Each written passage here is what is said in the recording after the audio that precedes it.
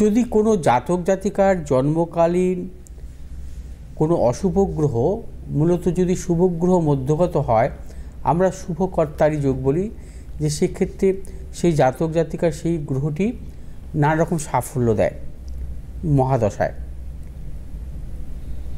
এক্ষেত্রে কিন্তু যে কোনো অশুভ গ্রহ শনি, মঙ্গল, রবি এবং এরা যদি কখনো শুভ গ্রহ মধ্যগত থাকে, শনি, মঙ্গল, রবি এরা যদি স্বক্ষেত্রস্থ তুঙ্গি অবস্থায় শুভ গ্রহ মধ্যগত থাকে, তাহলে মুদ্রিকা যোগের সৃষ্টি হয়।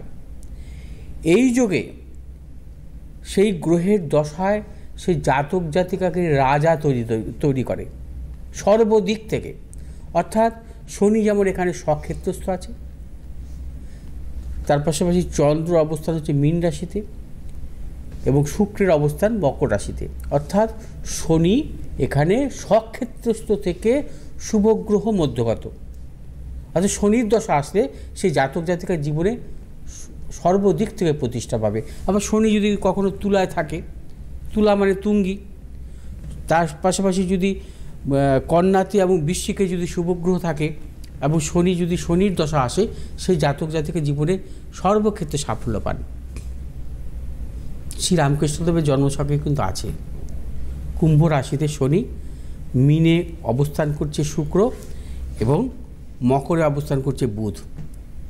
আপনার জন্মছক দেখবেন এরকম বহু জন্মছক যারা সারা পৃথিবীতে বিশিষ্ট ব্যক্তিবর্গবান বা যারা পৃথিবীতে নানান দিক থেকে সাফল্য পেয়েছেন এবং তাদের জন্মছক কিন্তু এই ধরনের যোগ থাকে এবং সেই দশাতেই তারা সাফল্য পান।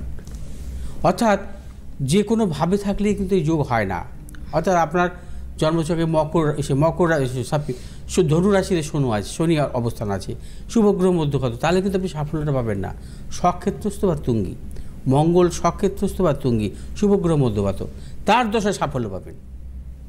এবং এই ধরনের যোগ বা এই ধরনের কিন্তু খুব রেয়ার, এগুলো কিন্তু দেখা যায় না। হাজার হাজার লক্ষ লক্ষ জন্মছকের কিন্তু মধ্যেও কিন্তু পাওয়া যায় না।